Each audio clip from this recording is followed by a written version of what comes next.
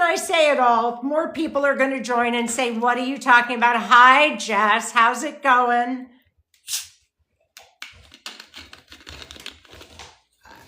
I just want to tell you that I ordered these new rubber balls for Luke. Balls on rubber handles.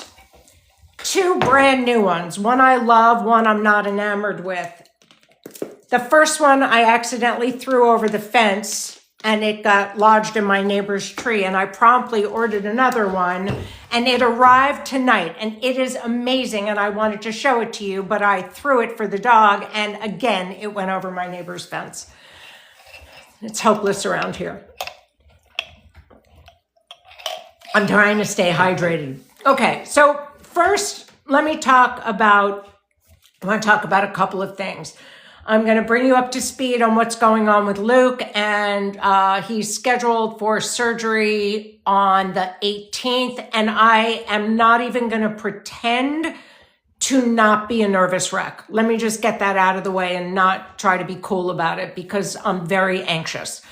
And the reason for that is that hi, Steph, how are you? Steph, I wanted to tell you something.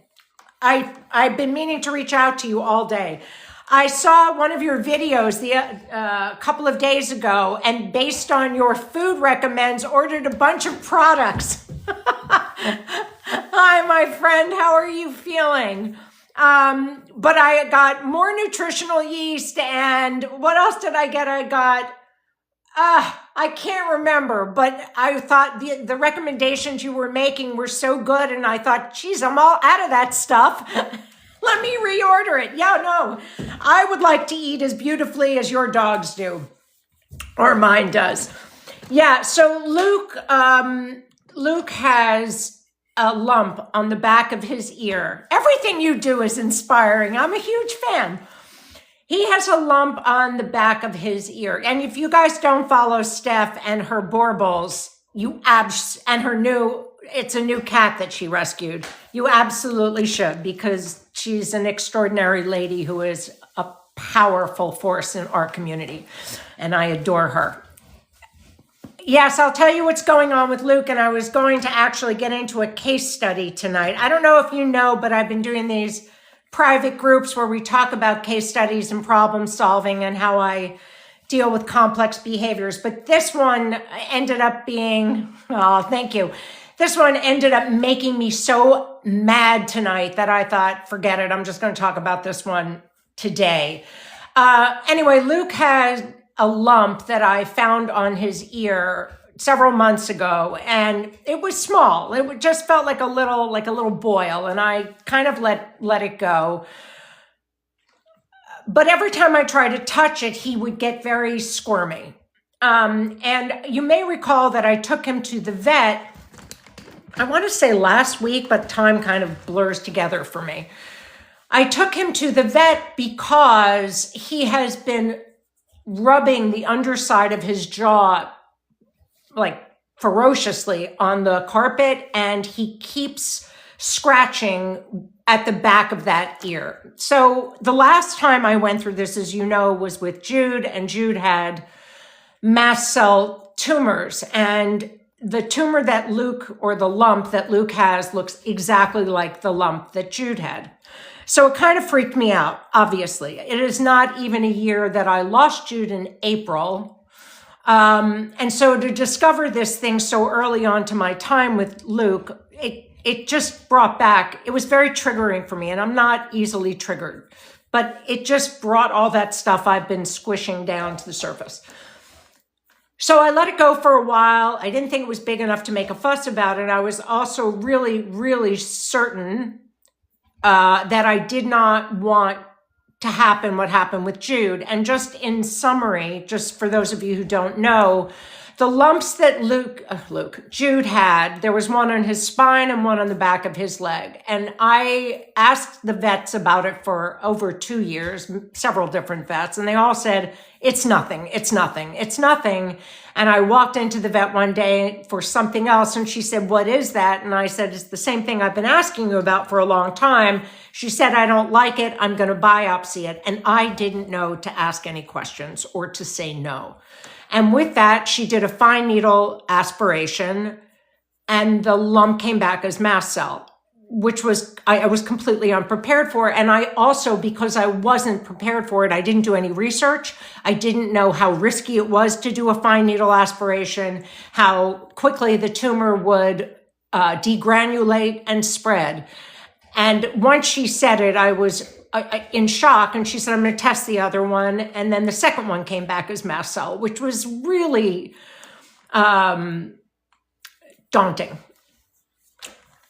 I did a lot of research. I joined some groups. I got information. But once that tumor was poked, he grew 6 more. And he died very shortly after that. And ever since that experience, everybody has been coming to me and saying, my dog has a lump. This is what it looks like. It looks like what Jude had. It sounds very similar. I don't know what to do. And I can't obviously guide anybody, but I said my choices would be not to aspirate it.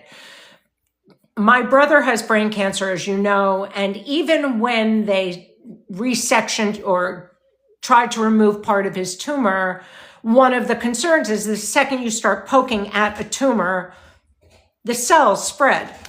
So there are a number of people across my social media platforms who have told me that their dogs have, hi, how are you, lumps or bumps, and that they decided to get them biopsied, fine needle biopsy. And I tried to encourage them to think about looking into alternative methods of dealing with it. And they all opted, those of them that opted to do the fine needle biopsies or removal, their dogs are now no longer with us. So much like the conversations I've had with you about Apoquel and how dangerous that medication is, I share this with you because I think it's important. So when I took Luke in to see the vet last week and I said, look, he's got this lump. I want you to look at it, but I don't want you to biopsy it. And she looked at it and she said, well, I can either biopsy it, I can remove it, or I can measure it for you. And I said, I like the sound of that. Let's measure it. Let me get a baseline, see how big it is, and I'll give it a few months. And if it's changed in any way, then we'll talk about the options. Within a week, it's doubled. And it's now pigmented. So it's kind of like part pink, part black. But the problem is that it is right on the back. I'm acting like I have big Malinois ears, but you know Luke's ears are pronounced. And the lump is on the hard cartilage on the back of the ear. So I called today and I said, listen, I don't want this thing growing any further than it already has. I'm really concerned about it. I think I want to get it removed. And, you know, she had said to me that she's consulted with some oncologists who have said that doing a fine needle biopsy will not make the cancer spread. And I don't agree with that at all. I've seen it too many times, but I'm not going to argue with her because I like her and I didn't want to disrespect her. So we talked about it today and I said, can we remove this lump? You're going, once bump removal. Yeah, I know, but she keeps growing more of them, right? Yeah. So I said, can you remove it and we can biopsy it afterwards? And then at least we're not poking at the cells. You can try to you aggravate the cell. Yes, but they do. They double, they triple, they spread. And I'm convinced that what happened to Jude is that it metastasized, which is why he got, like, internally to his lymph nodes. He got so sick so fast, but he had lived with those lumps for years. It wasn't until they poked at them that it became a problem. Hold on, I'm not doing this like accounts trying to get cash from people. Okay, I blocked him. So from what I understand, they can remove it, but it will be very hard to get clean margins in this location because It is right on the back of the place where his ear stands up. So it's cartilage. And I'm afraid he's going to lose an ear. And I said to her, you're going to end up having to take his ear off to get enough of that, because I'm going to have to change my account to the one-eared Mel. He's so handsome. I don't want his ears to come off, but I also want to make sure that they get enough that we can, A, not poke the tumor cells or the lump cells, and B, get clean margins. So I'm concerned. But the other reason that I'm concerned is that anesthesia is a big deal for a senior dog in particular. And when Jude had epidurals, they anesthetized him, and his canine cognitive disorder followed shortly after that. So there's all types of reasons for me to be nervous, and I am. But I'm going to do it because I don't think I was absolutely convinced that we should take it off. So that's what we're going to do. And I know one of you told me to ask about a mast cell vaccine. I know. I don't want to go through it again. I don't want to go through it again. I'm telling you, I don't want to go through it again. So I'm hoping that it's nothing, and I don't want to be dramatic about it, but we do have a date on the calendar now, and my brother is like any day now. So I'm waiting for this all to converge at once. In any case, okay. Any questions about that before? Stella Fonta, yes. She did not. No, I don't need supplies, you sweet thing. Thank you. Yeah, Jude did fine the first time too, but the second time it really took him out. But I don't have a choice, and I'm going to do my best. He will. Yeah, thank you. There's so much loss going on in my life right now that I've been bracing for so many things that this was a little unexpected. Yeah, I know. I love him. He's just a darling, darling dog. And I'm seeing fatigue, like he's like not as responsive. So I don't think he's feeling well. And for that reason as well, I'm going to, I'm not going to do what I did last time. I'm just going to be more proactive about it. I mean, I was proactive with Jude, but I'm going to proactively take this thing off of him.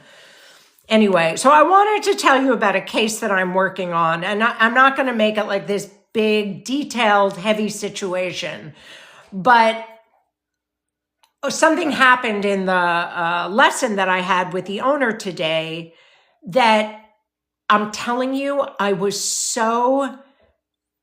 Do I run a full smack? I don't know what that means.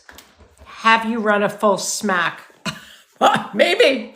I have no idea. You'll have to tell me what a full smack is. I have to get him a Zen donut I'm not going to put him in a cone. We have done blood work. We haven't done a full panel of it though. We'll probably do that right around that time. So I got this case in a few weeks ago. I wish I could show you the picture, but I don't know how to pull it up on my screen. I wish one of you were smart enough or you're smart enough. I wish I was smart enough to figure out how to share this photo with you. It's a little French bulldog. This big, Merle. It looks like a little stuffed pig toy. That's what it looks like. It's just tiny, and you hear the little pig sounds, trouble breathing, backyard bred. The owner got it from, I think the place is called Poodle's Ranch or something, or Poodle's Rescue in Florida. The owner is a lovely person. Also, she and her fiance have an 8-year-old senior dog who's a resource guarder, and this dog came into their home 9 months ago and was also showing some signs of resource guarding. I have no concerns about that whatsoever. Not in this case anyway. Guarding the kitchen a little bit. The other dog will go after him if there's a morsel of food left on the floor, but that's not what the problem is. So the dog's 1.5 years. They get it from, I have my notes here just in case I wanted to refresh my memory. They've had it for 9 months. I'm going to read to you what was in the behavior form that they filled out as to what behaviors you're looking to improve. 1, fear aggression. He doesn't let people pet him besides me and only on his terms, and sometimes my partner. He has lunged at guests in the home unprovoked on many occasions. 2, poor leash manners, easily distracted on leash by other dogs. He will pull to get to them walking.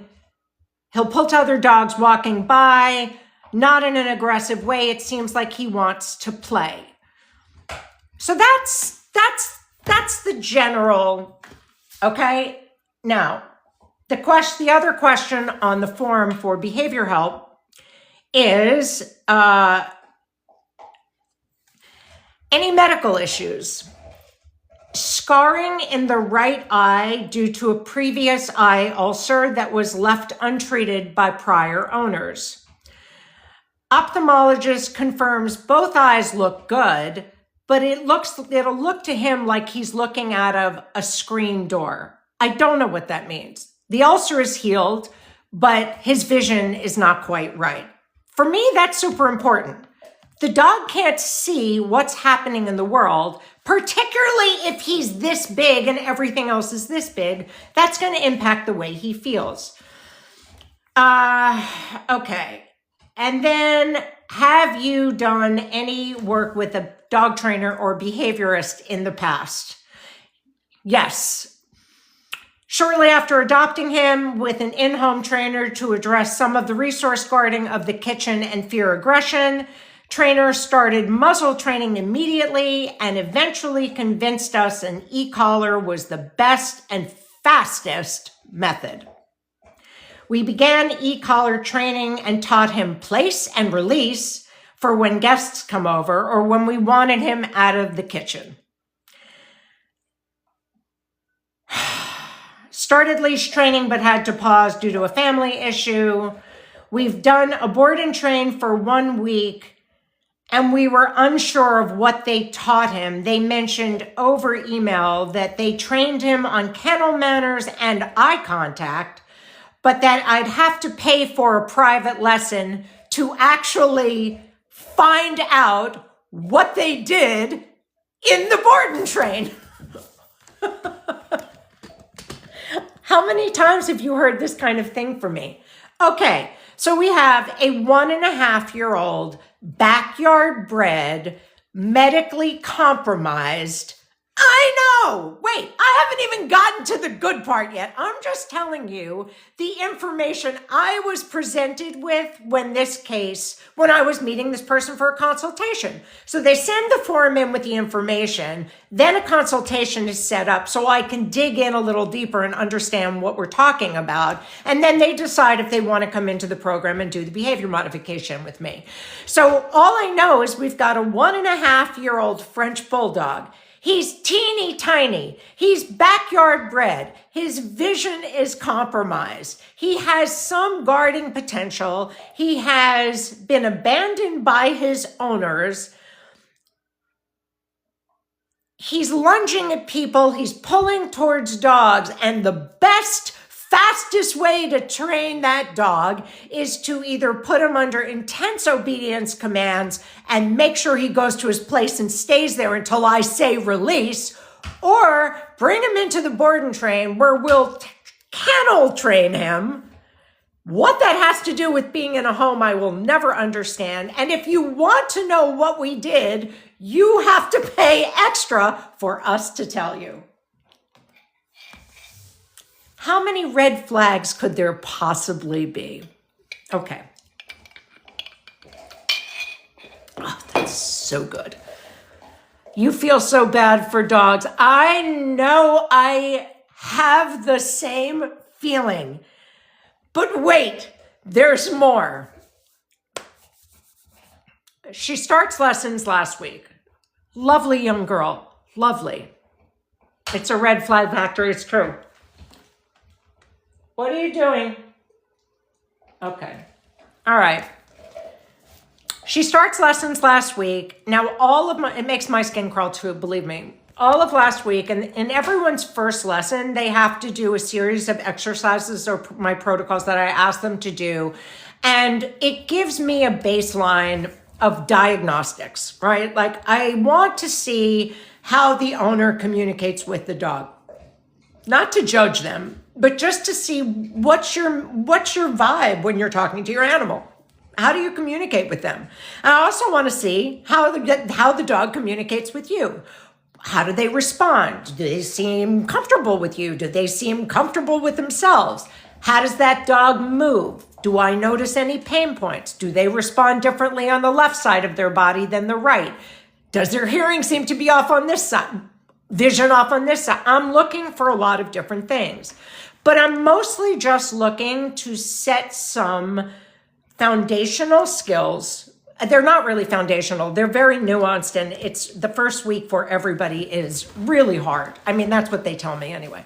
They're miserable, but then they're very happy in the second week because they're miserable because and they will tell me all the time, they are so conditioned to only teach commands and obedience that when I remove that as an option for them, they're frustrated. They don't know what to do. This is the first problem. If you don't know how to communicate with a dog other than giving them a command to perform an action, we have a big problem. We have a big problem because communication is not all about, hi, Holly. Are your ears burning? Hardest part, but the best part down the line. Right, exactly. Oh, all my people are here. It's good that I'm talking about your dog. Now I've outed you. Do I like your profile? I was saying to them, I don't know why I'm screaming. I'm so angry from our conversation today. I was trying to figure out how to show a picture of him, and I can't figure out how to do it in the live. But if you look at Holly's picture, you'll see the baby. I'm in love with him. Okay, so I've given them, without any details or your name, although now I've called you, I thought you were in yoga class. I've given them the overview of the notes that you sent me. So we have to find out, and this is not just about her, this is about everybody that comes here, but when you're learning to communicate with your dog, he's so cute, but he's tiny. And also, aside from the fact that he's tiny, he's a baby. He's 1.5 years, backyard bred, dumped by his family. He's a micro. Yes, he's a micro. And he's scared. He's got anxiety. He startles easily. For a dog that's this big, the world is like Jurassic Park. It's all so big for them. And one of the mistakes that people make with average sized dogs that is even worse for a small dog is you move towards them. And if you move towards them, that thing that is so big and so intimidating is now this. Okay? So that was Holly and her dog. Oh, I didn't share it in my stories with you yesterday. I don't think I did. On Instagram, I did. But she was trying to take him through some movement guidance to go from, one position to another. And each time she did it, she was moving closer and closer to him. And he was clearly overwhelmed. And just the slightest adjustment of her posturing, he immediately did what she wasn't allowed to ask him for it, but he understood completely and entered into the conversation. Okay? So this is what I'm after in my work. I want a two-way conversation between dog and human. So she went through last week feeling very, I won't say agitated, although she may have been, very, like most of my clients, really like, why am I doing this? What does this have to do with dog training? I don't understand where this is going. I don't know how to do this. I don't know. And she kept telling him down. And I said, that's not allowed. You're cheating. And she's like, I can't, maybe I need another week to work on it. And then magically, how could I say that? Magically, with just a couple of adjustments and everything she was looking for showed up for her. And she called me late last night or texted me, and we were both so excited because it became clear to her. She started going, I'm starting to understand. And with that, she started having other observations of him, like how doing this or doing that, he might like look a little, have some trepidation about it. She had a lesson with me tonight. And in this lesson, she admits to me, I don't know if she blocked it out because it was so disturbing, that the trainer that they had hired, remember, the dog is this big, this big, this big, this big, and a year and a half. The trainer that she hired, she and her fiance, came to the house. He immediately started going in with, approached the dog, started going in with obedience. I gather the dog was uncomfortable or nervous or whatever. And on their third lesson, the trainer came in with a great deal of authority and said, you're not going to like what I'm going to... I should let you tell the story, but I don't want to put you on the spot. See, if you ever wonder if these stories or cases I talk to you about are real, you know they are because my clients are always in the chat. He said, this dog clearly needs to know who's the dominant one in the house. I can tell them, thank you. I'm going to because I have to get it out of my system. The dog needs to know who runs the house. He thinks he's in charge. You're not going to like this. But this is what needs to happen. And with that, he enters the house and alpha rolls the dog. Hi, Stephanie. The dog nearly crapped himself. He expressed his anal glands. That's what she told me. The dog was so terrified. He screamed, screeched, lost control of his bowels. And here is this man coming in to this dog's, he hasn't been living there that long. He's already a fearfully defensive dog, and alpha rolls him. And I know what alpha rolling looks like, so I'm going to imagine that he was pretty rough with his hands, pinned the dog down, and scared the life out of him. Okay? That's part 1, 2, and 3. Questions so far? Comments? I can't tell.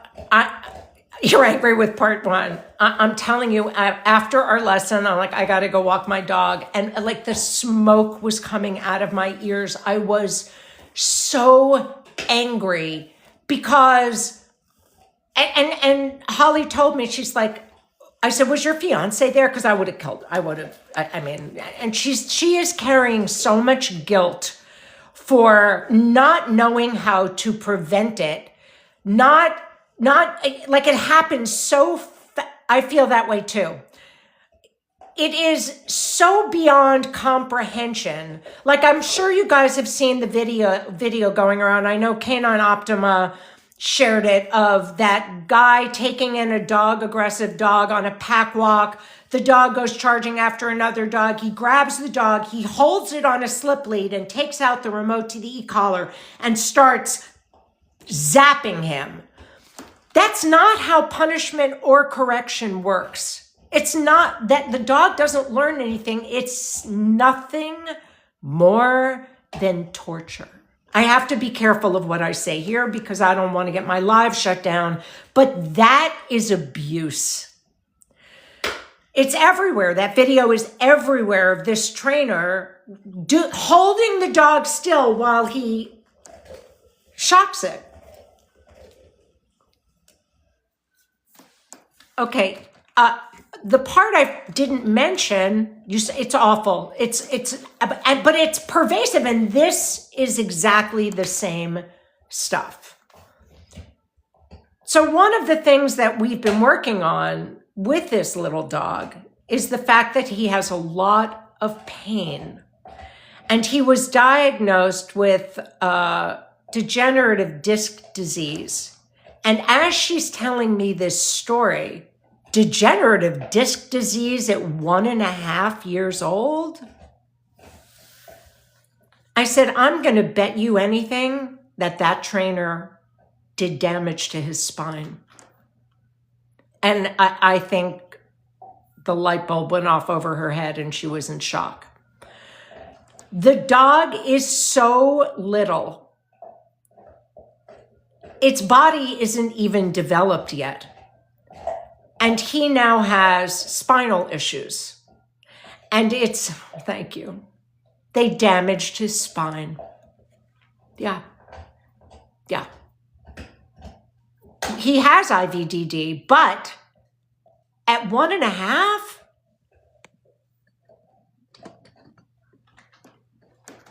it wasn't a problem until after this guy alpha rolled him.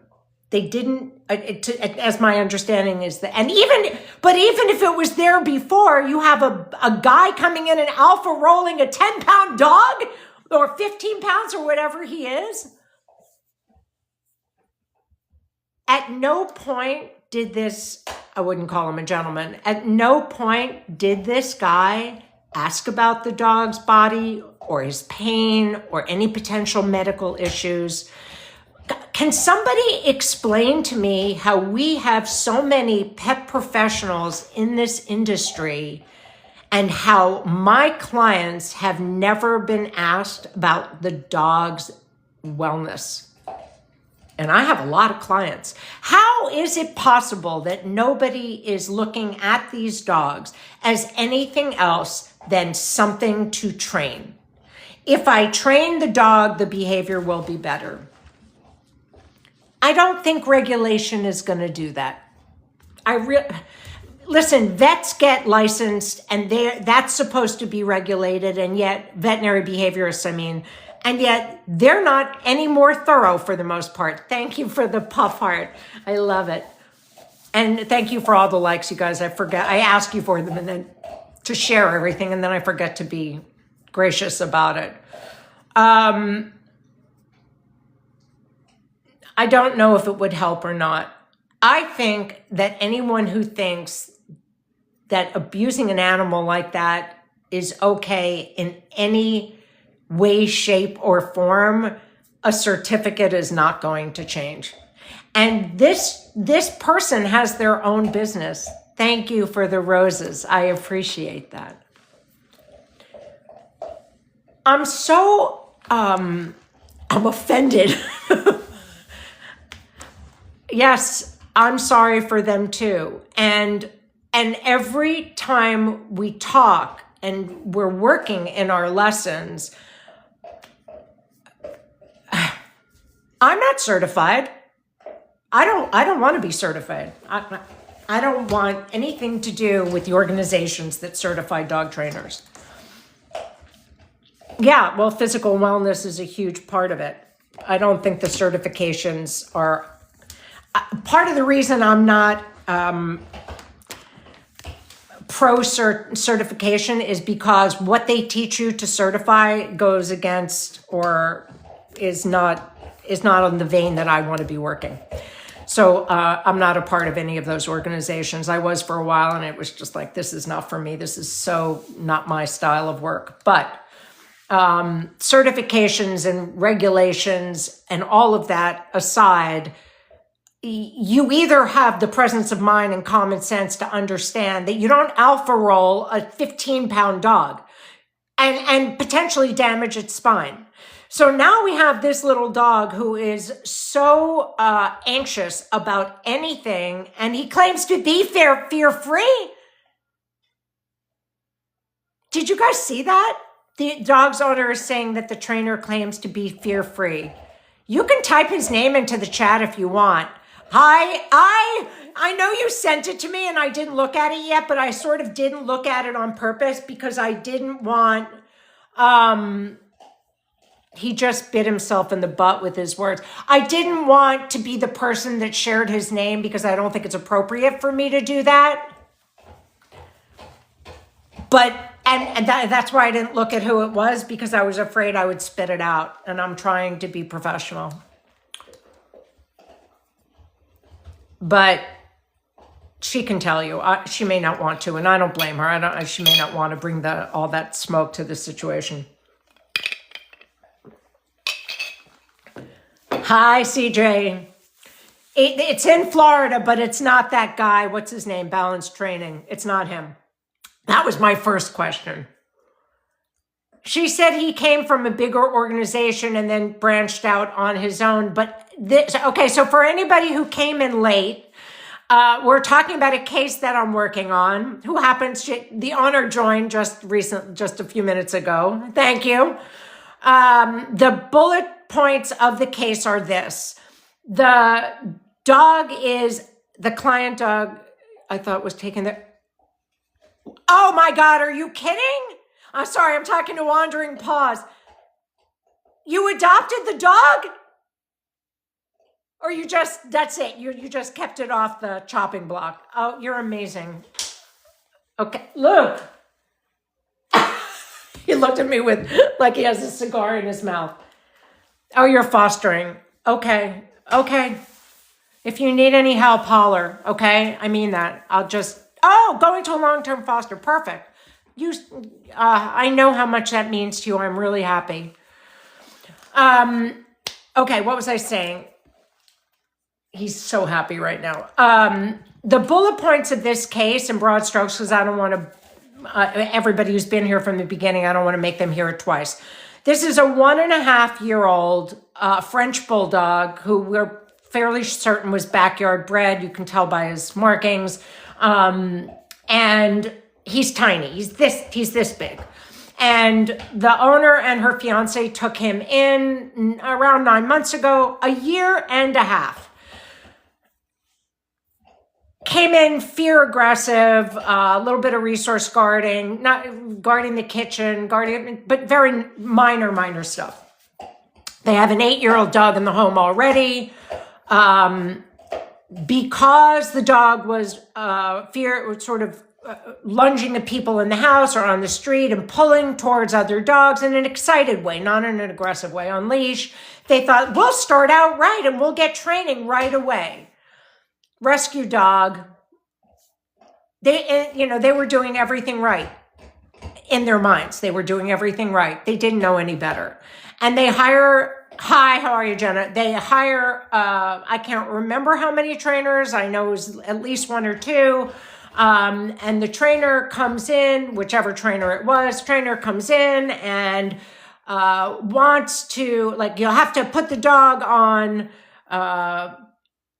place and commands and go to 2 trainers. He was the first. Okay, go to your bed and doesn't leave the bed until it's a release cue and all of the obedience. The dog is this big. His world is ginormous. He's already fearful. He also has a bad eye. His vision is impaired from an ulcer that was in the eye, and the vet said it was healed, but that it'll always look blurry in one eye. A compromised eye is going to be difficult for any dog, but for a small dog, even more. Because for a small dog, the world is so overwhelming to begin with that not having a clear perspective on what's going on around them will make them feel even more uncomfortable and nervous about their surroundings.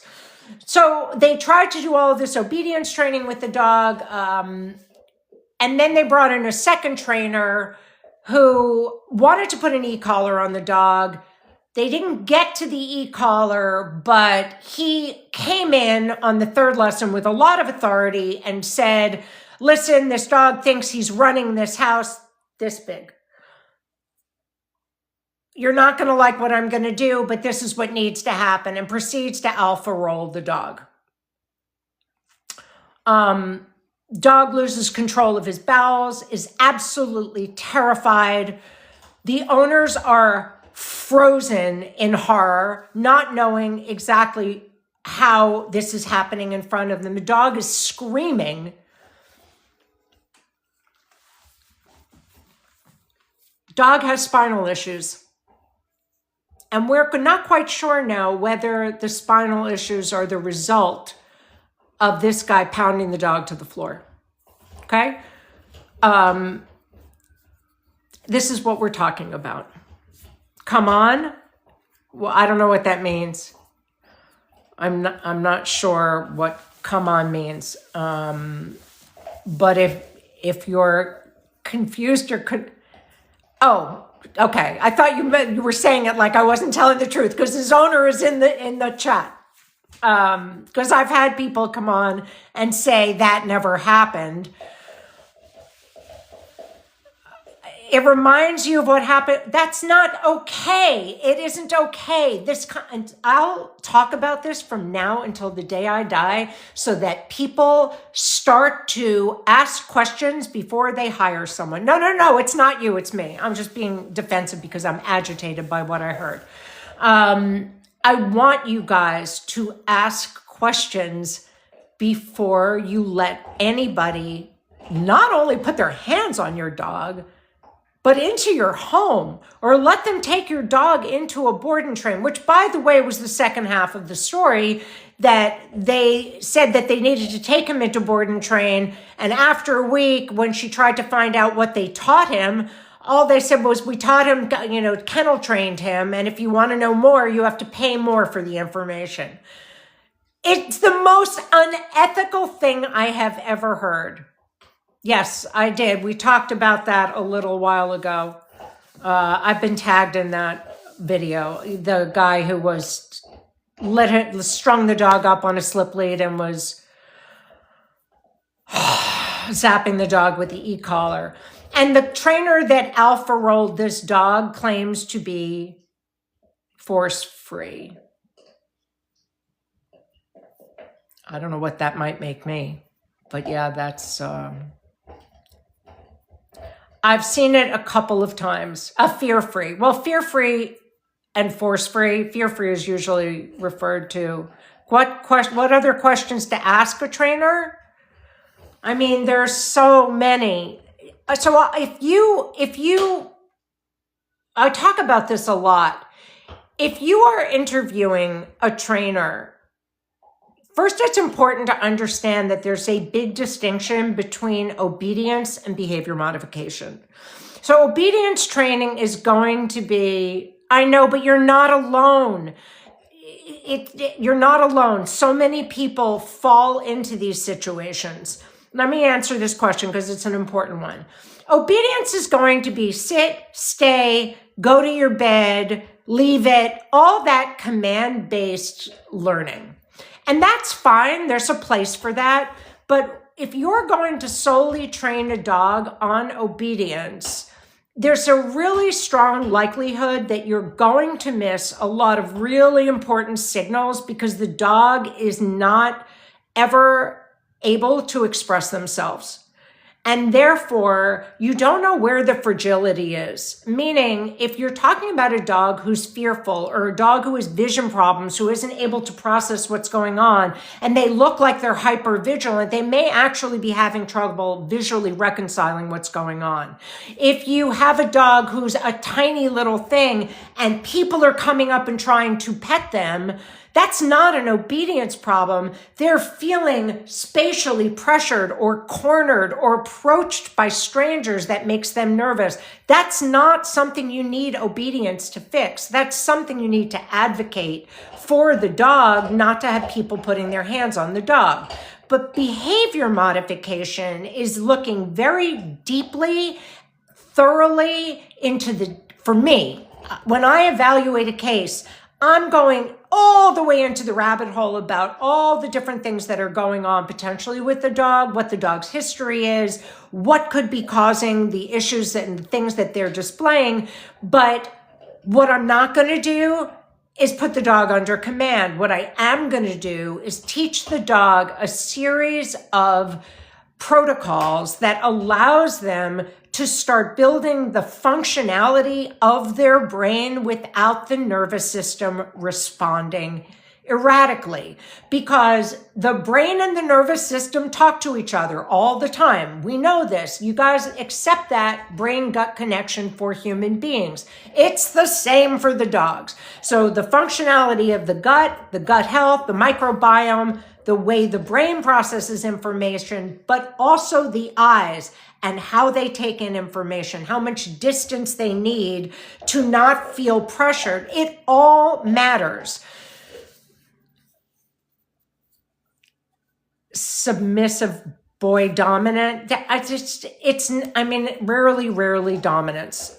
But if you're asking the questions to ask a trainer, if you tell the trainer, here's your first red flag, okay? If you go to someone and say, or fill out a form online and say, okay, my dog is reactive on leash, dog is pulling a lot, dog is lunging at other dogs, that person, thank you, should be asking a ton of questions. Does the dog respond the same way off leash? What kind of equipment are you using? Does the dog experience any body pain?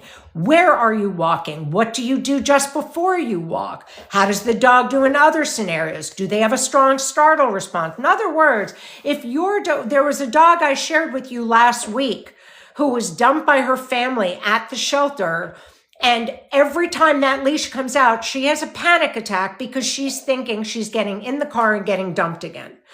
So you saw her in my videos from last week on the leash, barreling and freaking out at the door. And everybody thought, oh, that dog needs obedience. That dog needs to get under control. That owner needs to this, that. Off leash, the dog wouldn't even exit the home with the door wide open. It's a panic response. Okay. So most people who teach obedience will look at a dog like that and say, we need to train the dog. And I say, no, you don't need to train the dog. You need to understand what's causing the dog to panic. So if you're hiring somebody, your questions, here are the things that you should be saying that will get you an answer that you probably won't get otherwise. These are my dog's issues. How are you going to go about addressing them? And let them tell you. And if they tell you that they're going to do, the dog needs to heel, dog needs to sit or give you eye contact and all of that stuff, run, because you can't deal with an emotional problem with obedience. If they suggest, then you ask them. Thank you. Well, that's why I have a university for dog trainers, because dog trainers don't even know how to do a proper consultation, okay? This is all stuff that should be laid out in the first conversation you have, but most pet parents don't know what to ask. So if you lay all of that out for the person and that person says, we're going to do this and this and this and this, and you say to them, what if that doesn't work? See what they say. If they say, I don't use them all the time, but I might want to put an e-collar on this dog. Why? You can't throw tactics at dogs without knowing what's underneath. It's not trained. You're absolutely right. Now, I will tell you that most dogs are not that hard to get better.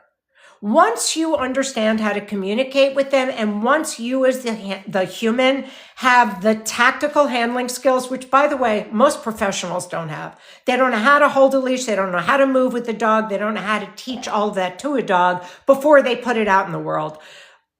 Strategic, tactical skills, when you have that, it's life-changing for the dog. I mean, you've seen the kind of dogs that are usually on my leash. They're dangerous dogs. And if I can move them through the world, you can move most dogs through the world. I have a pit mix from Pack Rescue that is well behaved until she sees another dog. Yeah. That's a broad statement. Well behaved, meaning she gets excited. She wants to greet them. She wants to attack them. There's a lot of different things that could be going on there. Having your head on a swivel is okay, but if you are communicating anxiety to the dog, it's not okay. So for me, everything is taught in a series of, I think of myself more as a conductor, like an orchestra, than I do as a dog trainer, because I'm building these ebbs and flows of tempo where the dog can move with me, but then we can slow down and observe. But I would never ask a dog to have the skill of observation if I didn't teach it to him. Well-behaved indoors means there's panic to go outside. So you have to understand on a biochemical level, if a dog is nervous about going out into the world, whether it's because they've lived in a cage all their lives and they don't know what to do in the world, or they've been astray and they've always had a flight option, or they're dog aggressive or human aggressive, and you taking out the leash means rolling up their sleeves and getting ready to do battle, then your work has to start in the home. Because if the dog is beginning to release stress hormones, cortisol and adrenaline, it's time to go out. That's a Jude used to try to explode through the door. Like, if I'm coming out, everybody back away. Because his state of mind was rage first. In order to prevent that escalation, you want to slow down the release of those hormones.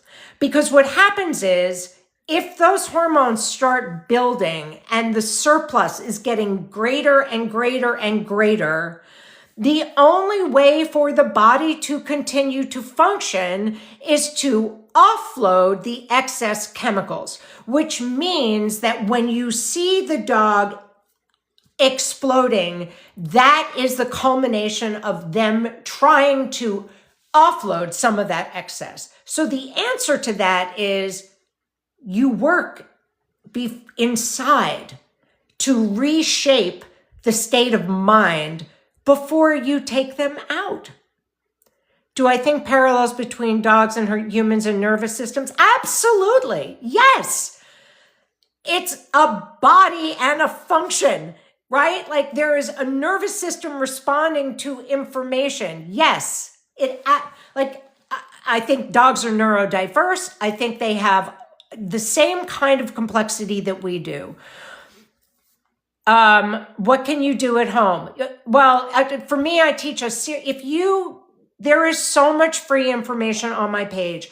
If you go to the top of my gallery, you will see reactivity tabs, case studies like dogs that have lived here in their entire journeys, equipment guides, reactivity, food, everything. And there is free information for you to get a sense. There are courses on my site for reactivity. But if you just follow along here, you will, I can't write a book. I can barely get through my day right now.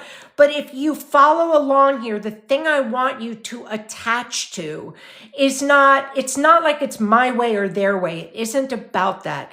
It's about becoming a more savvy observer. And stop thinking about your dogs as these things that you have to fix. It becomes an obsession. And so what I'm seeing all over the place is my dog has a problem. Dog talk. Everybody's dog has a problem. Which account, what does this account say? And what does this account say? And what is this tip? And what is this trick? And that leash and this collar and that. Enough. It's enough. And being willing to do the work is a huge step. Huge. Like that's 85% of it, because if you get yourself the right teacher, if you're willing, you will learn how to do it. But it's much more than just a little this or a little that. And then the filming of everyone doing it with their dog. And it's so overdone that you're losing the connection to the dog and you're missing really valuable pieces of information that they're begging for you to hear. Okay. So if you want to see how I work a dog through what I call my anchoring protocols, go to the tab called Maya, M-Y-A, and you will see that she is a dog that explodes through the door and tried to drag me what is a very long driveway here and is now covered in 30 inches of snow. But without a leash, I work her through that door frame. Okay, this is a dog who was surrendered twice and very dangerous, aggressive dog. So my timing in any video and the energy that you'll get from me working around this dog who was a severe resource guarder of food, of objects, of space, that's the energy you want to start to bring, because it's more about watching than it is about insisting. And there's tremendous value and power of learning for your dogs when you shift your mindset. So if you can come out of the place that isn't just, what is the Frenchies? Oh, we're just getting started. But he slayed his first week. He told us so much. He told us how uncomfortable he is with people leaning over him or reaching towards him. And when you respect his space, he's just a little doll. He did not need to be alpha rolled to find that out, however. Right? Like, when trainers come in and want to put their hands on the dog, that's a huge red flag for me. This dog's the owner's only been in the program for a week. I mean, they're golden. I have absolutely no concerns. Making progress while being very cute. Yes, that's his mom. She's telling you how he's doing. That's him and her, Holly Nichols. That's him in her profile picture.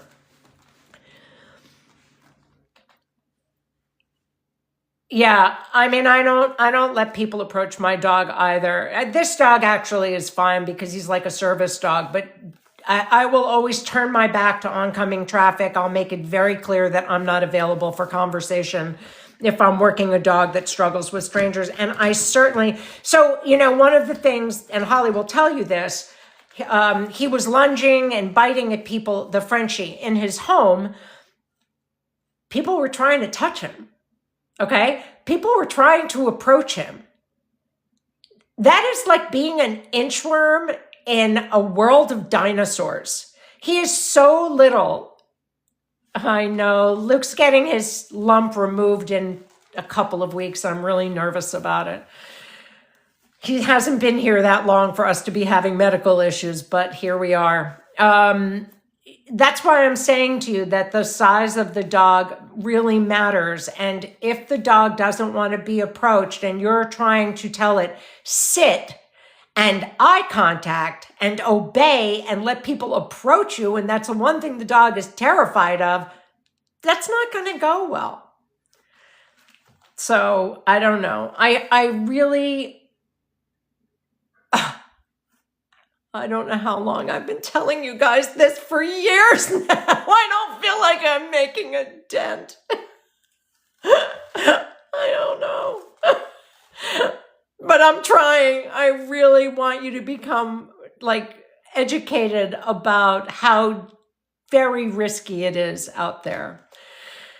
And I wanted you to hear this story because it's so unbelievable. It's not unusual to hear about people being heavy-handed with dogs. Oh, are you a new person here? Thank you, Jess. Jess just graduated. Well, Jess didn't graduate. Her dog, they graduated from my program. What is it, 2 weeks ago? Yeah, and things are really good. I'm glad. That's okay, Jenna. Don't worry.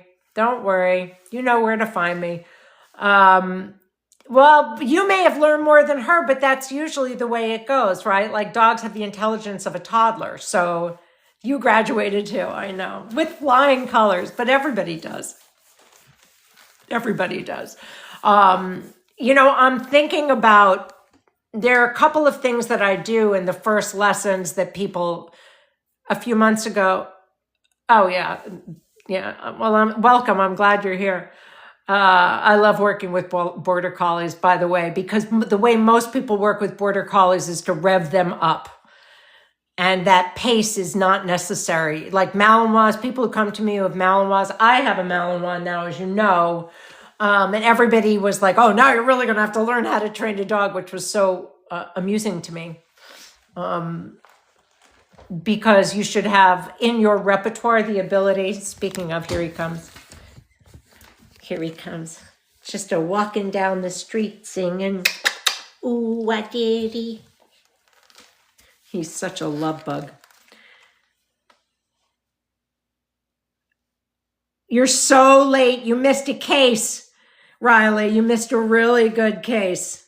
We're sort of talking about it. I didn't make an announcement. I'm the worst. I've been so busy that I have not been announcing the lives because I never know when I'm going to do them. I'm sorry. We didn't have internet for a couple of days because of the snow. So I didn't, I just started working again today because I wasn't able to. But that's my bad. And also the app is so glitchy and weird these days. People keep telling me that they never see me unless they look for me. I'm in New York. Yes. Yes. It's always my fault. I have not been good about giving you notice on my lives whatsoever because my schedule has been so erratic.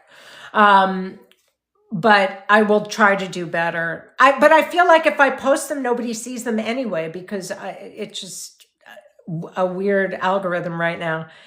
Hi, you don't see me either. I'm holding up okay. I appreciate you asking. Thank you. I'm doing better with most everything except the idea of having Luke have surgery. That I'm not happy about. That's like the icing on the cake for me right now. And I'm afraid it's going to coincide with all the other stuff that's going on. But it's very kind of you to ask. Why don't you see me? Do you have to look for me to see me? I just don't show up on your feed at all. I know views are incredibly low, like different than they ever were before. I just assumed it was because the app changed over to a different owner, but I really don't know. That's so weird, Jessica. I don't know what that's about. Yeah, I don't see anybody I know at all. My whole feed is politics. You've never seen me. Well, here I am. Hi. Yeah. You have to put notifications on for me, I think. I think that's an option at the top of the page. There's a put on notification. Yeah, but if you put the notifications on, then it'll let you know. I don't know if you can get a notification when I post or just for lives, but I know that it used to be an option. No dog stuff anymore. I know, me either. I don't know what's going on. But we did talk about a case study. Were you here earlier, Jessica, or you just came in? Because I saw you comment on a post recently, and I thought, where has she been? I haven't seen her forever. You can get notified for posts? Yes. If you retap your home button and change the side of TikTok that you're on. I don't understand what that means. You just came in. Thank you, Savannah. Thank you for telling them. Also, if you know how I can add pictures to my live, because I wanted to share a picture of the dog we were talking about tonight, because this was such an important case study. And I know a lot of you just came in, but it was a doozy. And they just started with me, so we haven't even gotten to the good stuff. But we were talking about the fact that I will recap briefly for you because I feel like Savannah, were you here before or you just came in? I think a lot of you are just coming in. Hi, you guys. I've been here for over an hour, but I try to wait for you all to, you missed the cat. Okay. So I'm going to tell you just briefly, because this will be the third time. So I'm going to bore everybody that heard it already. But I did a consultation with someone a couple of weeks ago, and it's a French Bulldog, but like a micro French Bulldog. Is that what you were saying before? It's a micro.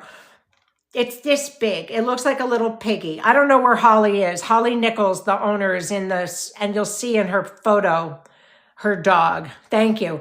But it's a super tiny little backyard bred. There she is. You see her little boy is right in her picture. And he's so cute. So Holly came to me for a consultation a couple of weeks ago, 2 or 3 weeks ago. And the notes were just in broad strokes. The notes were that the dog has been with them for 9 months. He was dumped by his owners. She got him from a rescue. He's 1.5 years. He's a baby.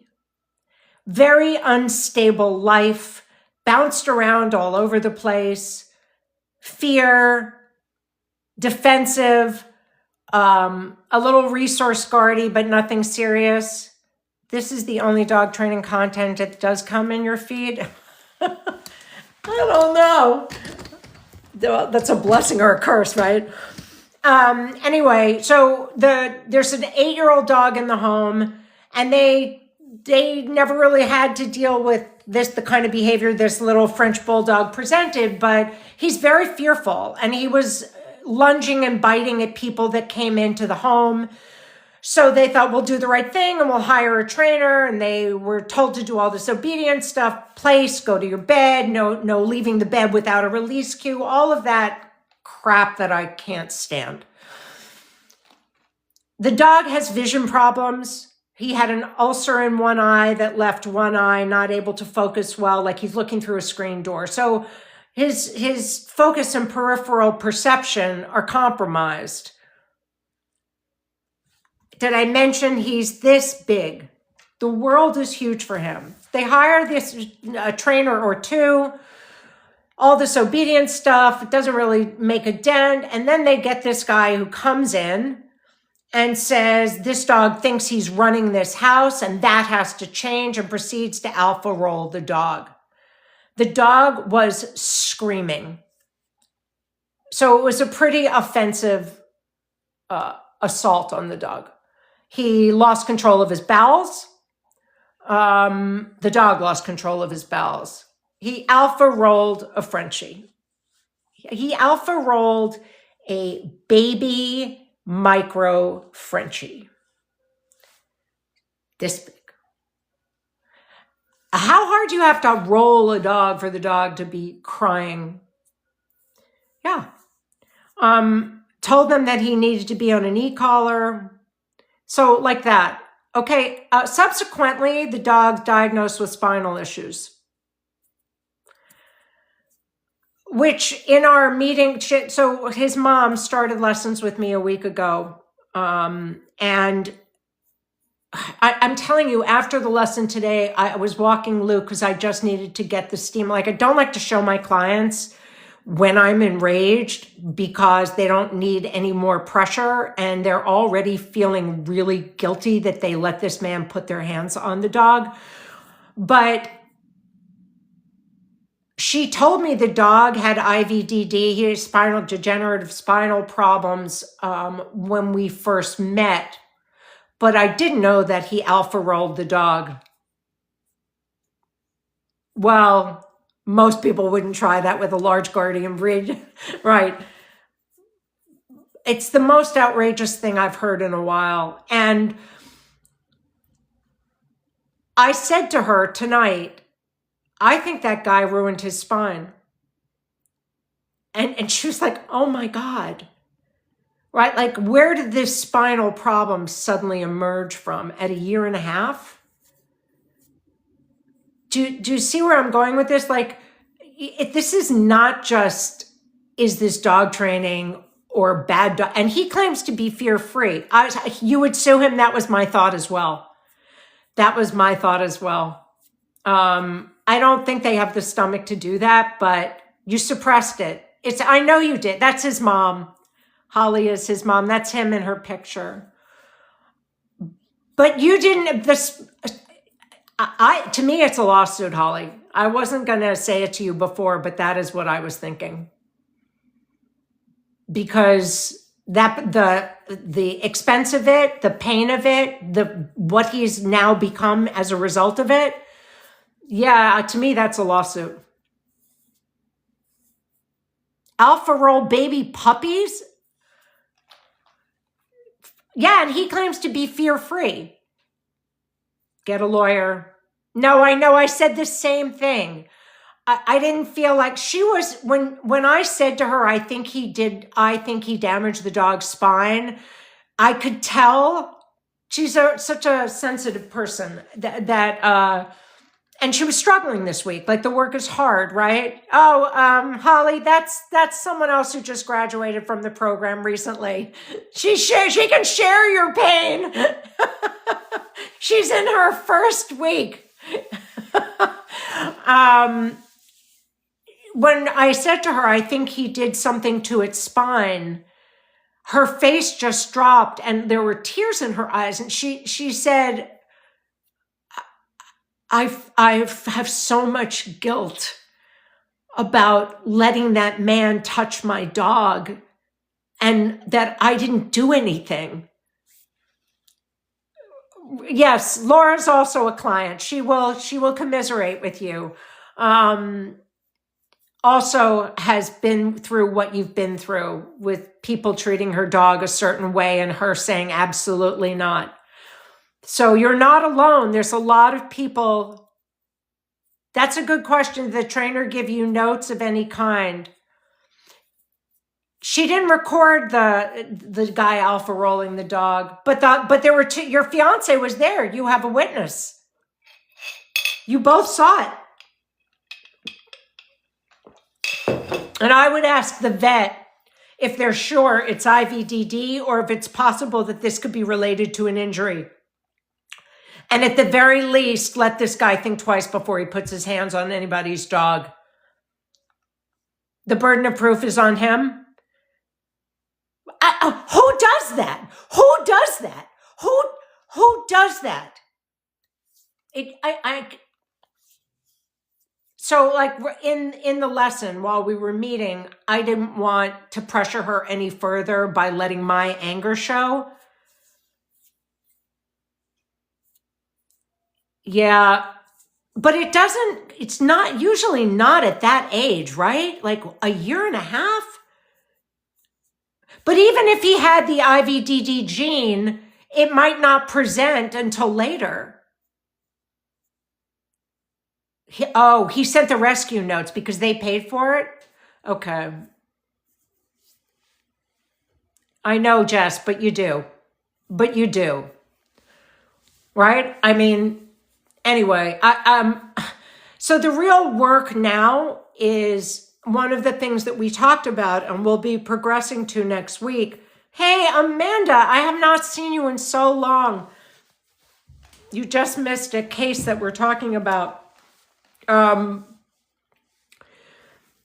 dog's so damaged now from having been manhandled like that. Like I've seen a dog strung up and helicoptered once in my life at the shelter where I was working.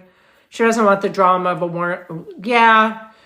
So she said that anyone who's in Florida wants to know who it is, she'll share the name with you privately. You can DM her. I don't think you have to be in Florida, but she would say it privately. She doesn't want to say it publicly, which I understand. No, it's nice to see you too. I'm glad you're busy. Yes, she's right. Carolyn, Tessa's mom is set when nobody knows that you're Tessa's mom. That the rescue should know, unless the rescue doesn't care. What is an alpha roll? It's throwing a dog down on the floor and rolling them. It's an intimidation tactic. Oh, thank you. Yeah, but the dog was screaming. That something happened to the dog more than just, it wasn't just like pinning him down. So you literally roll the dog like to startle it and intimidate it. Yes, some will pin it on its back until the dog goes limp. But that's more pinning than alpha rolling. Alpha rolling is an actual roll on the ground. They did it to Benito, my dog, at the shelter. One of my clients' dogs was, who's actually in the chat. We were talking about the case. He was slammed on the ground and held down. He was screaming. He lost control of his bowels. This is, how much does he weigh, Holly? He's a tiny little baby Frenchie. Slammed to the ground. And we're wondering why he has spinal pain. I'm so angry and upset. I mean, there's something very wrong with that, but you have to ask the rescue for the notes and also why they're associated with someone like that. I know it's some trainer in Florida that we don't know. It's not Ryan Olson. I don't know who it is. Thank you for supporting her. She's feeling pretty shitty about it. Ooh, I have to be careful. Nobody got video evidence.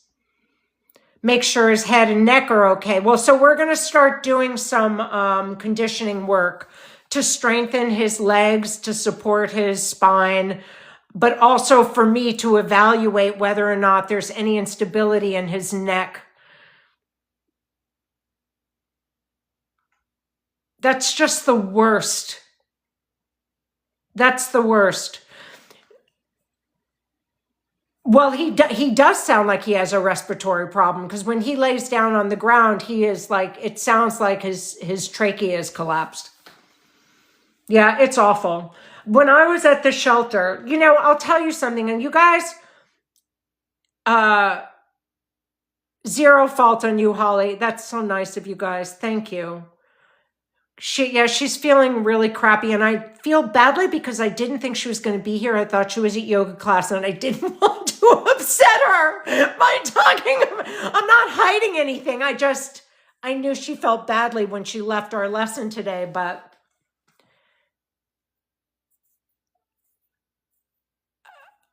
I don't know. You'll have to ask her. I don't know if she's still here. She's here somewhere. No. It's okay. I just didn't want you. You've seen them pass from just stress. Well, I think we've got him on the right track now. But I'll tell you, part of what was very clear to me, and I said this to some of you earlier, one of the things, like, the stuff that I'm teaching her is so specific because it's very clear to me how nervous he is about anything that feels like it's looming over him, right? So part of the exercise that we do is, see that? Look at that. They're so good. I have the best crew here. I'm so lucky.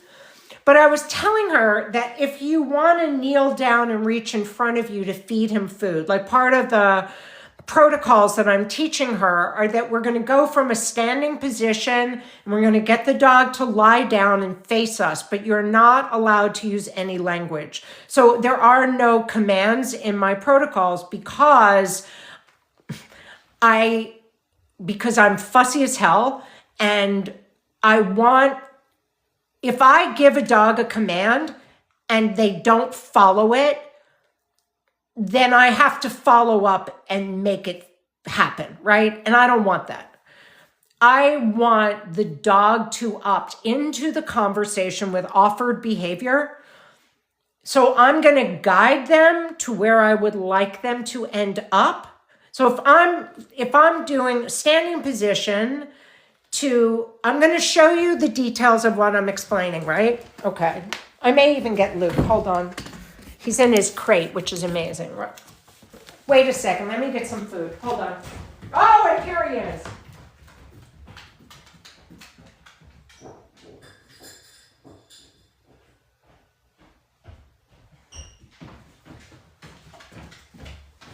Okay, so I just want you to know that with both with Jude and with Maya, that Jude would jump up on my shoulders trying to knock me to the ground if I had food. Here he is. He's going to demo for you. We have Swan Lake playing in the background. If I had food, Jude would jump onto my shoulders, try to knock me down to get the food in my hand. So it was very like assertive and offensively forward that way.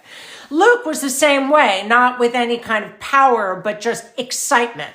So eventually what I'm after is that the dog can stop in front of me and not keep powering up to me without any thought in their head. But if I want to get the dog to lie down without giving them a down command, I'm going to lead them into that position by slowly lowering myself, but reaching away from my body so I can create distance from the dog. And the reason I want that is because I want them to have the space to see me fully, rather than this kind of like spatial pressure, social pressure. Stand. So if I want the dog to lie down, I'm going to reach. He does it automatically now because he knows. Stand. I'll reach underneath them. And with the second I lie down, I take my hand off the food. And then I'll reinforce that again. And some dogs will pop up quickly. But if I tell him to down and he gets up, then he's broken command. So I don't want that. I want the dog to choose to be with me. And then whatever they do is right. I only want them there so I can observe them. So it's not, they can't make any mistakes. The only mistakes that happen come from the handler if they're not clear. So if for the Frenchie, right, that's where I was going with this. For the Frenchie, Holly was reaching towards him and he wouldn't lie down. So she ended up holding her hand right over him and her body was over his body. Do you see what I'm saying? And so he kept standing up. And it was very clear watching the videos that he was so nervous about the pressure of her hovering over him that he couldn't relax. So instead of her, it's these tiny little details, right? So instead of her coming down to the ground like this, I asked her to face this way and lower down without her face in front of him. And the second she shifted her body position to do that, the dog laid down on the ground. So when you're working with dogs in that way, the way that you move yourself and guide them into something shows them like, oh, okay, I understand. Like you can lead them without telling them to down. And most importantly, if they want to get up and walk away because they're nervous, by all means, leave. Go. Come back when you feel better. Yes. So this little Frenchie has been biting at people because they keep stepping to him. So even though she lives with him, she's trying to take him through something that she herself is new at. Right? Like she's insecure about how she's doing it because she's never done it before and he's not complying. And that was the point that I think I mentioned before that she kept saying down, no, lie down, down, lie down. And now he's like, I can't, like you're standing over me and I'm really, really nervous. And he didn't bite her or do anything, but the second she shifted her position and took her words out of it and just indicated, just that indication, he just laid down. And I have to share a picture of it with you in my stories. It's absolutely stunning. But I'm telling you that everyone that comes here in their first week, they're like, the dog won't lie down. I'll never get the dog to lie down. I'm like, and they always do once you're clear, but you don't need to tell them to do that. You don't have to order them around with commands. What's important about that is that I want that because I want to talk with the dog, not at the dog, right? I want them to be relaxed enough to notice that I'm there and enter. Yes. You're somebody I'm going to get a hold of, Savannah, one of these days, because I think your dog really needs something different. I think he has so much to say. Every time I watch him in your videos, I'm like, I can hear him. You know what I mean? Like, it's my superpower. But if that influences anything, I'm really happy. I love Newt. I mean, he's just such a gentle giant. I feel like, but understand, like in that first week, Holly was really struggling because she's like, it's really hard for me to not like give him a command. That's what I've always been told dog training is. I'm like, well, accept that this is not dog training. Just accept it. Your dogs are so intelligent. They don't need to be told what to do all the time, right? A cue is wonderful, but when you're trying to deconstruct anxiety and panic-driven responses, you really don't need them. You need to be listening more than you're telling them anything.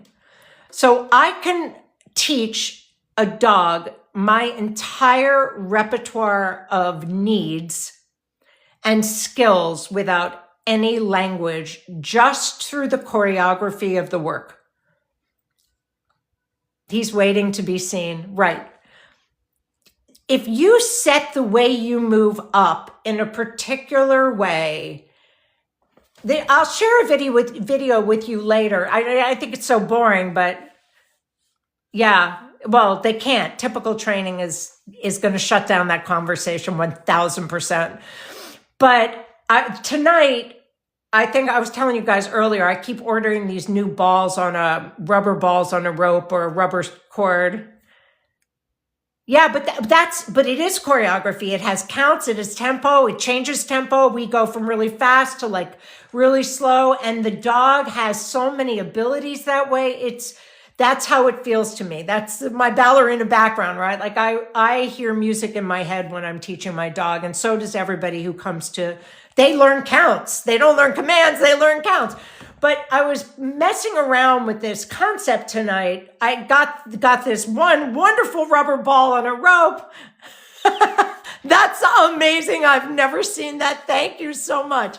And I threw it by accident, because I have a horrible throw, into my neighbor's yard, and it's over the fence. So I got another one. It arrived today. I was so excited about it. Lime green rubber ball and a lime green rope, and it came in the mail tonight. So I took Luke out. We've been under so much snow. He's had no room to move. I took him out into the street off leash. 1, 2, 3 feed. See, there's one. My clients will talk to you in tempo. They don't say sit down or eye contact. They'll talk to you in tempo and counts. I love that. Anyway, I wanted to experiment with part of the work magnetizes the dog to you. They're just like always seeking you out, right? You don't have to ask them to. So I took his leash off and we were out in the road. There's so much snow that there's nobody here. And I was throwing the ball for him. And Luke is very much into possession. He wants to hold onto it. He doesn't want to drop it. He doesn't want to out it.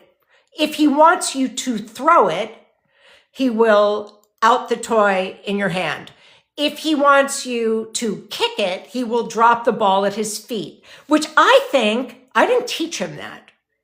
That's how he tells me what he wants me to do with the ball, which I think is freaking brilliant. So I threw the ball for him and he did not want to give it back. They're all so smart. I just think we all have to spend more time listening to them. I threw chucked the ball down the street and he looked at me and it's brand new and he's really excited. And because it's got a handle, he loves to play tug, but the ground is like ice. And I was not having that because I'd end up on my butt, but he took it and started running down the street like mine, and I'm not giving it back. And I just started backing away from him. And the second I started moving back, he stopped. He was facing the other way. He couldn't see me. He sensed. He might have heard my feet. Where are these emojis? They're so beautiful. Thank you. I've never seen all of those people. Maybe I'm going up in my live status because more things are available. I've never seen those. I start moving back and he stopped and looked at me, and like his heart was like, I got to come back to you. And I repeated it a bunch of times, and each time was like this magnetic, like this yin yang thing. He could just feel where I was in space. I don't need to command him into that. I think our dogs have so many innate abilities. They're so in tune. Why do we need to be commanding them? Riley has done my protocols with her cat. You should see what this cat does. She did the Dog Trainers University with me. She's an awesome handler. You don't need any language. Right. Well, squirrels are an exception. But Luke chased a bunch of deers, but he had no intention of doing anything. It was just like a game. He wanted the chase part of the sequence. So I don't have a problem with that. But anyway, had someone in a live ask if your dogs were trained, and I told them not in the tradition. Yeah. There's so much else to do than obedience.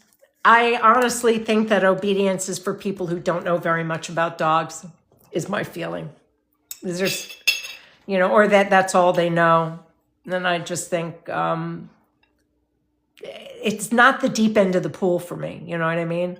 Like, I'm not good at stuff that requires, you're not chasing a dog, the dog can chase you. No, thanks, Tom. I'm fascinated by the people who, this guy keeps inviting me to a live, but I don't want to. I'm fascinated by the people who really do high-end sports stuff and every little position of their hands and the positions of their body and their timing. And I just think it's art, like really beautiful art. You're learning his language for the first time ever. Yeah, and that's going to continue to evolve. But that's why we need for him to be talking too, right? Yeah, it is beautiful.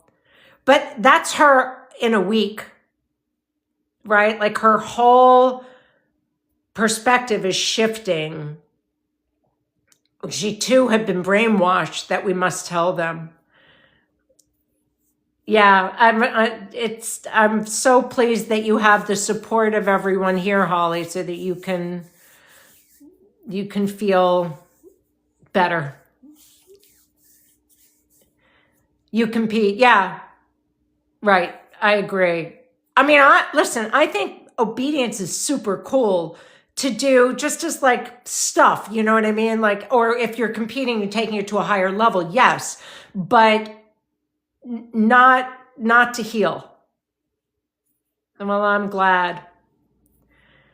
Everybody's here with open arms for you and the boy. I will share a photo. I have to share these photos for you. I don't know if do you look at my stories? Because I'll show you the breakdown of those positions that I was showing you. You can see it in the dog, what happens. That's my logo. We don't heal, H-E-E-L. We heal, H-E-A-L. That's on my website. It's a beautiful thing. Yeah, I know. The mindset does change everything. But I think part of the challenge with working outside of the obedience model is, in fact, it's kind of shocking to me that veterinary behaviorists still rely so heavily on obedience and place commands and things like that to work through behavior stuff. So one of the things we'll be doing with the Frenchie, his name is Tommy. I should refer to him by his name. Um, because he tends to guard the kitchen or charge at people he's uncomfortable with, I wanted her to get a baby gate, and she did. But you can't just put a baby gate into the house. This is important for those of you who are told to use baby gates for management. You can't just stick a baby gate into the house and expect to leave the dog behind it and not have them bark or feel concerned. So a big part of conditioning a dog to a baby gate is for them not to feel like they've been separated from you, but you also really want to teach your dog how to de-Velcro so that they can be comfortable and independent. I've never been closer to my girl than when we stopped all the obedience. I know, that was a beautiful journey. I'm so happy to have been a part of it. I mean, it's wonderful. But we're going to teach Tommy that he's not being separated from anybody or crated or hidden or unable to see what's happening. We're going to teach him that he has a line of communication with Holly, even if she's on one side of the baby gate and he's on the other. So even the way this, if you look at the separation anxiety tab, you'll see me working dogs through what does the gate sound like? What is it like when I'm with you on the same side? What is it like when I cross the threshold and I leave you on this side? And how neutrality has to come into the mix so that you don't get all this desperation of responses or nervousness about I'm here alone. Like even, especially for dogs with separation anxiety, it's very gentle, like you just one toe into the water at a time. Show them the picture, let them adjust to understanding it, and your energy and the way you approach. I was saying this to someone today, I don't remember who it was in one of my lessons, that there's somebody that I'm working with who is very, very nervous, concerned, consumed with everything her dog does. And she's been to a ton of trainers and she's done a ton of things. And her whole life centers around this dog. And her thought, and we discussed this, and she's very much aware of it. And I've been hard on her in that I'm not allowing her emotional state to take over our work because it's about her dog getting better. And I keep cutting her off from being able to just dump all the emotional stuff into the mix because then it stays on the human side. And that is a habit that has to be broken. So for all of the things that she's concerned about, none of them are all that extreme. They're problems, but they're not devastating problems, right? But the state of mind, oh my God, what if? And oh my God, what if? And my head is on a swivel and I can't go here and I can't go there and I have to, that has to stop. That has to stop because your dog won't get any better, right? So when you work, I was saying that when you work in a shelter, like when I was in the shelters, I would work with the longest stay dogs because those were the ones I was most concerned with. And I was deeply emotionally attached to every one of them, the ones in my crew. And there were always 6 or 7 dogs that had been there for 3 or 4 years. And as soon as I'd place one, I'd bring the next longest stay into my little circle and work with them and foster them and place them. And I was very preoccupied with them because nobody else would watch out for them. If they were medically compromised, no one was advocating for them.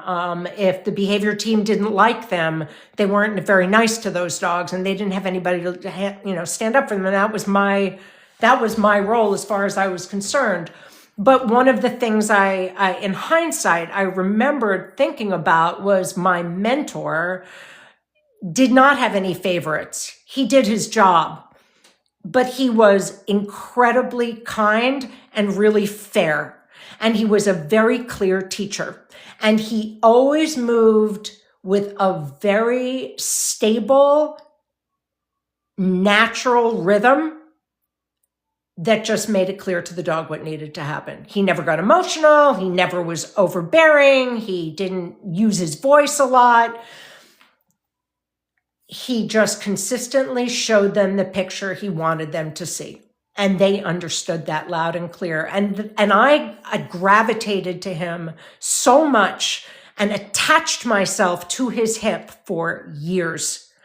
And I put myself in a place where I was doing things that nobody else was doing unless you were on the behavior team, because I needed to understand what that felt like. And he was training obedience, but I ignored that part. It was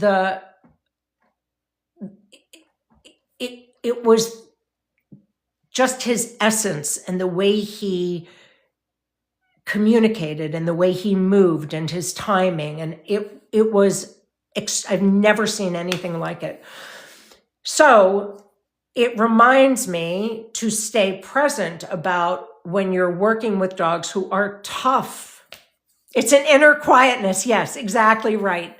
But very clear, right? Like there's still structure. And the only time I saw him get heavy-handed was with the dog that I ended up adopting, Benito, because Benito was so dog aggressive, and I thought they should euthanize him. And they refused because he had lived in a box his whole life. So he's never done anything. Well, he's in a cement cage. He can't do anything. And I said, take him out in public and see if you can walk him. Because if you can't walk him, nobody should be coming in from the public to take this dog home. Well, somebody's dog is going to die if he goes into the public. So he took him to the trail and worked him around dogs and pop, pop, pop, because my dog was a dangerous dog. But he got him to sit and he got eye contact, but the dog's spine was vibrating, like he never actually internally settled. The only thing that made him settle was to learn how to breathe, and that I taught him. And he lived here for 3 years. But other than that, I never saw this man ever, you know what I mean? So it's really something to emulate. But you can learn that in a lot of different ways. Anyway, that's my story and I'm sticking with it. But this has been such a great chance to connect with all of you. And I'm really sorry that for those of you who have missed the behavior case studies, it just gives me an opportunity to not have to tell the facts 3 times in a row because we all come together at different times in the evening. I don't expect to be doing one. Thank you so much. I don't think I'll be doing another case study in the private group for 2 or 3 weeks. But if you're not on the mailing list for that and you want to be, just message me your full name and email, and we'll put you on the master list for when they do come out. Some of you have been to them. They're really quite extraordinary because we go deeply into the details of the case, and I ask everybody to help me problem solve or try to guess how I go about dealing with it, what I've done. You want to take my dog trainers? Yeah, this is very much like the dog trainers course without the protocols, and it's much less expensive. You know, the dog trainers course is not expensive.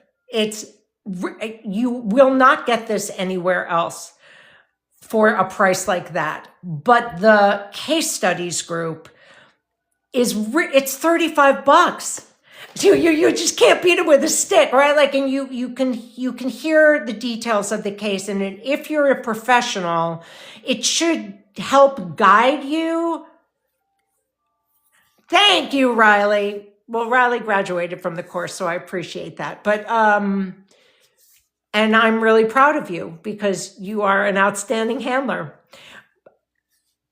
But the case study, if you pay attention to the way the case study group is laid out, which I can't do on a social media live, you'll be able to figure out, if you're a professional, how I structure a consultation, because it's the most important part.